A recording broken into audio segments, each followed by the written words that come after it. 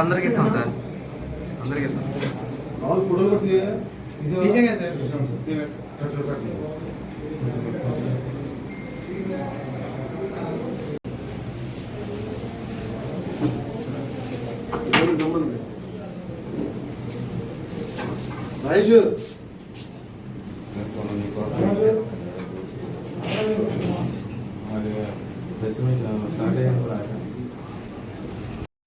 మాదక ద్రవ్యాల నిర్మూలన కార్యక్రమంలో భాగంగా కృష్ణా జిల్లా ఎస్పీ శ్రీ వి విద్యాసాగర్ నాయుడు ఐపీఎస్ గారి ఆదేశాల మేరకు కృష్ణా జిల్లాలో గంజాయి రవాణా, వినియోగం, అలాగే కొనడాలు, అమ్మకాలు వీటి మీద నిరంతరం పర్యవేక్షణ జరుగుతూనే ఉంది కృష్ణా జిల్లాలో. ఆ నేపథ్యంలోనే ఈరోజు ఉదయం 7 గంటలకి ఇందిరమ్మ కాలనీ ఖాళీ స్థలాల్లో ఆర్పేట్ సిఐ శ్రీ యేసుబాబు గారు, ఆయనకు వచ్చిన సమాచారం మేరకు ఆయన మచిలీపట్నం ఎస్ఐ జగదీష్, అట్లాగే ఆర్పేట ఎస్ఐ సూర్యప్రకాష్, మచిలీపట్నం ఎక్స్ఎస్సిఏ పరసా వెంకటేశ్వరమ్మ, అట్లాగే ఈగల్ టీం వీళ్ళందరూ సిబ్బంది ఏకకాలంలో దాడి నిర్వహించి 11 మంది ముద్దాయిల్ని ఇందిరమ్మ కాలనీలో ఖాళీ స్థలంలో ఈ గంజాయి అమ్మకాలు జరుగుతుండగా 11 మంది ముద్దాయిలను పట్టుకుని, వీళ్ళంతా మ్యాక్సిమం అందరూ కూడా ఓల్డ్ అఫెండర్స్.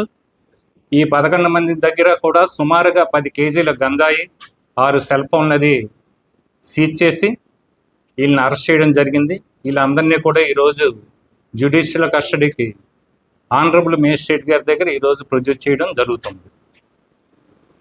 ఇదంతా కృష్ణా జిల్లా ఎస్పీ గారి ఆదేశాల మేరకు ఆయన పర్యవేక్షణలో జరుగుతున్న కార్యక్రమం. ఇది ఎవ్రీడే ఇది మొత్తం కృష్ణా జిల్లా అంతా జరుగుతుంది. మచిలీపట్నం సబ్ డివిజన్లో గంజాయి అమ్మకాలు కానీ, కొనడాలు కానీ, వినియోగించడం కానీ ఇలాంటి వారిపైన ఉక్కుపాదం మోపడం అనేది నిరంతరం జరుగుతుంది. Thank you. దీని మీద సుమారుగా 5 కేసులు ఉన్నాయి. ఇతను రీసెంట్గా కూడా ఏఎస్ఆర్ జిల్లా మోదుకూడు పోలీస్ స్టేషన్లో గంజాయి కేసులో కూడా ముద్దాయి ఇతను రీసెంట్గా జైలు నుంచి రిలీజ్ అయ్యాడు కూడా. వీళ్ళందరూ కూడా ఓల్డ్ అఫెండర్స్ అండి. సుమారుగా 10 మంది కూడా, ఈ 11 మంది ముద్దాయిలు కూడా ఓల్డ్ అఫెండర్స్. అవునండి.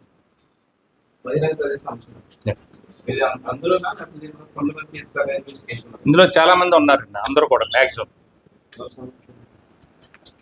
ఇందులో మన ఐఓ వచ్చి ఆర్పేట సిఏ గారు అండి, యేసుబాబు. ఈయన పర్యవేక్షణలోనే ఇదంతా దర్యాప్తు జరుగుతుంది.